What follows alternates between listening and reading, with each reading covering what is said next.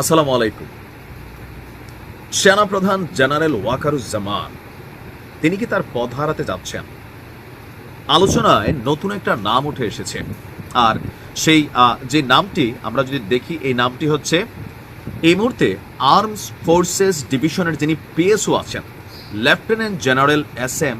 কামরুল হাসান সাহেব। গতকালকে প্রধান উপদেষ্টা ডক্টর মোহাম্মদ ইউনূসের সাথে বিশেষ সাক্ষাৎ করেছেন আর্মস ফোর্সেস ডিভিশনের আমাদের এই lieutenant general SM. Kamrul Hasan. তো তার যে পদবি বা বায়োডাটা, এটা কিন্তু যথেষ্ট হেভি। এখন কেন হঠাৎ করে সেনাপ্রধানের দায়িত্ব থেকে জেনারেল ওয়াকারুজ্জামানকে সরিয়ে দেওয়া হচ্ছে?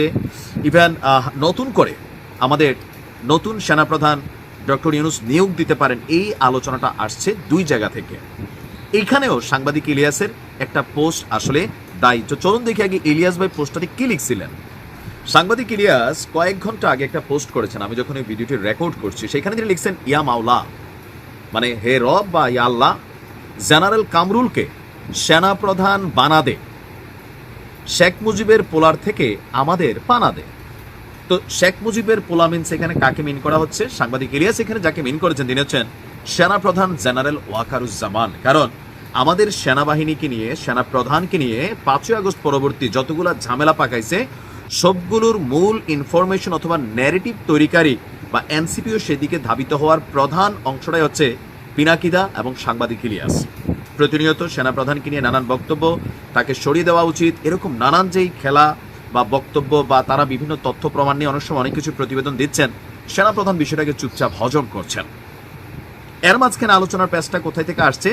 সাংবাদিক ইলিয়াসের এই পোস্টার পরপরই বা আগে পরে আমরা দেখলাম যে আমি আপনাদের যে জায়গা থেকে যে প্রধান উপদেষ্টার সাথে সাক্ষাৎ করেছিলেন আমাদের lieutenant general SM. Kamrul Hasan. এরপরই কিন্তু বিষয়টা অনেকের কাছেই মনে হয়েছে যে না, সাংবাদিক ইলিয়াসদের কাছে সেনাবাহিনীর অনেক তথ্য হয়তো আসে, প্রধান উপদেষ্টার কার্যালয়ের অনেক তথ্য আসে, কিন্তু আসলে ফাইনালি এই মিটিংটার কারণ কি? এখন সাংবাদিক ইলিয়াস যখন একটা পোস্ট করে, এটাকে কাউন্টার করতে হইলে পিনাকির মতন কাউকে লাগবে, কনক সরের মতন কাউকে লাগবে, মানে তাদের যে পন্থী আছেন, বিপরীত কেউ করলে মানুষ এটার গ্রহণযোগ্যতা নিবে না। বাট সাংবাদিক ইলিয়াসের এই পারসেপশনটাও রং, সেটা প্রমাণ করেছে আবার আমার দেশ পত্রিকায়। আমি আমার দেশের কোডটা এই কারণে টানছি যে এই মুহূর্তে তাদের মানে যেই চ্যানেলটা আছে সেখানে সর্বশ্রদ্ধ একজন সাংবাদিক হচ্ছেন আমার দেশ পত্রিকার সম্পাদক মাহমুদ ভাই। তো মাহমুদ ভাইয়ের যে পত্রিকা আমার দেশ, তাদের ইনভেস্টিগেশন টিম, তারা ইনভেস্টিগেশন করেছে আসলে কি সেনাপ্রধানকে সরিয়ে দেওয়ার জন্যই প্রধান উপদেষ্টার সাথে আমাদের লেফটেন্যান্ট জেনারেল এস.এম. কামরুল হাসানের বৈঠক হয়েছিল নাকি অন্য কিছু। দর্শক, আমার দেশ পত্রিকা গেল কয়েক ঘন্টা আগে যখন এই গুজবগুলো চারদিকে ছড়াচ্ছে বা একটা পারসেপশন ন্যারেটিভ তৈরি হচ্ছে, তারা বলছে যে তারা নিজস্ব তদন্ত করে দেখেছে প্রধান উপদেষ্টার সাথে পিএসও কামরুল সাহেবের সাক্ষাৎটি ছিল রুটিন ওয়ার্ক। এখানে প্রতিরক্ষা মন্ত্রণালয়ের দায়িত্বপ্রাপ্ত প্রধান উপদেষ্টার সাথে সশস্ত্র বাহিনীর রুটিন কাজের অংশ হিসাবেই পিএসওকে নিয়মিত সাক্ষাতে যেতে হয়। তার মানে এর আগেও একাধিকবার আমাদের এই পিএসও সাহেব যিনি আছেন তিনি হয়তো দেখা করছেন। আবার এই মুহূর্তে ডক্টর মোহাম্মদ ইউনূস তিনি প্রতিরক্ষা মন্ত্রণালয়ের দায়িত্বপ্রাপ্ত। সো প্রতিরক্ষা মন্ত্রণালয় আমাদের এই অংশটাই, সো প্রতিরক্ষা মন্ত্রণালয়ের সবচেয়ে বড় স্টেক হোল্ডার সেনাবাহিনী, সেই কারণে তাদের মধ্যে একটা নিয়মিত সাক্ষাৎ ছিল। কিন্তু কালকে একই সাথে দুইটা ঘটনা ঘটছে যে আমাদের রানিং যিনি সেনাপ্রধান আছেন জেনারেল ওয়াকারুজ্জামান, তিনি প্রধান বিচারপতির বাসায়, আবার এদিক দিয়া প্রধান উপদেষ্টার সাথে আমাদের এই পিএসও জেনারেল কামরুল। সো এই জায়গাটা থেকে হয়তো বা পেচকিটা লাগছে।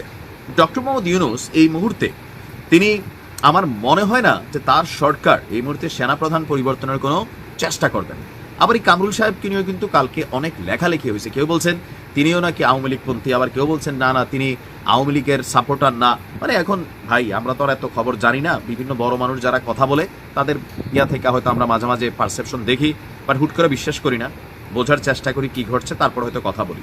তো এই মুহূর্তে সেনাপ্রধান বদলাচ্ছে না, জেনারেল ওয়াকারুজ্জামানই তিনি সেনাপ্রধান হিসাবে দায়িত্বপ্রাপ্ত আছেন এবং তিনি তার মেয়াদকাল পূর্ণ করেই যাবেন।